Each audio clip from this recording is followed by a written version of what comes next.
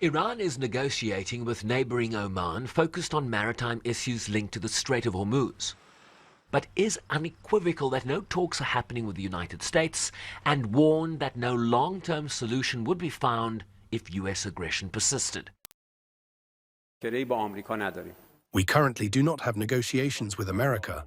The negotiations are with Oman and are focused on reaching an understanding over a path to ensure the security of shipping passage through the Strait of Hormuz. Our effort is to, at the first opportunity, with consultation and cooperation with Oman, determine a route that will naturally be temporary. Based on that, we can provide the security of shipping in the Strait of Hormuz. President Trump earlier stating that he backed away from a major escalation that sought to bomb Iran into submission after talks with Gulf partners. Just the latest example of a familiar pattern, issuing dramatic military threats before ultimately pulling back to allow diplomacy another chance. We had an attack that would be the biggest attack since World War II. That it would have been disastrous with them.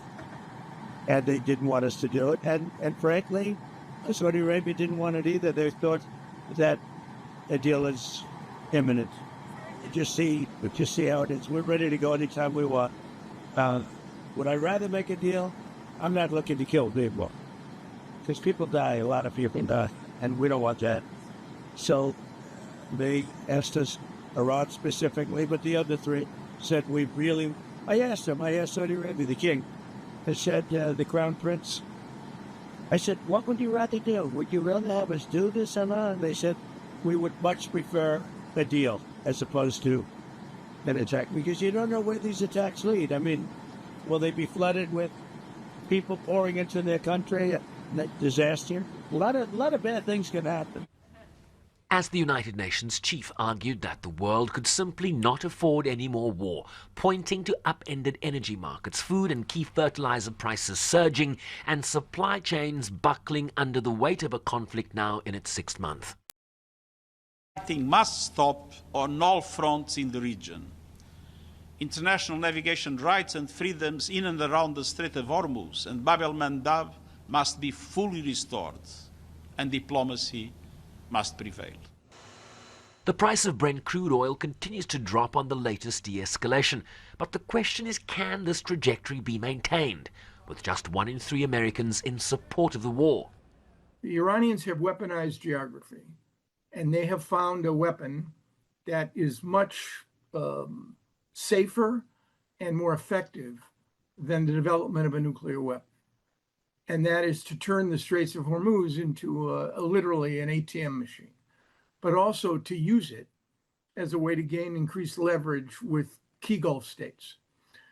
And as a consequence, this is not a negotiating position. It's not a tactic on the part of the Islamic Revolutionary Guard Corps. It is a fundamental core requirement that once having deployed geography as a weapon, they want to be able to use it going forward.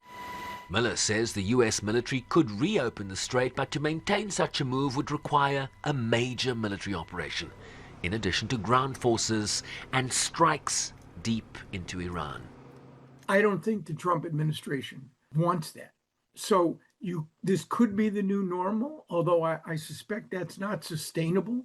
The naval blockade could be reimposed, and Iran will begin to hurt economically, but then again, so will the international oil economy.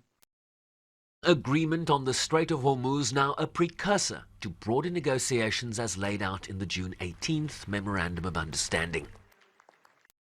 World watches to see the outcomes of Oman's talks with Iran. Diplomats say that if countries cannot find a way to restore stability through one of the world's most important energy choke points, the prospects for tackling far more contentious issues, such as Iran's nuclear program, sanctions relief and regional security, remained remote, with the potential of a return to war and ever-present danger.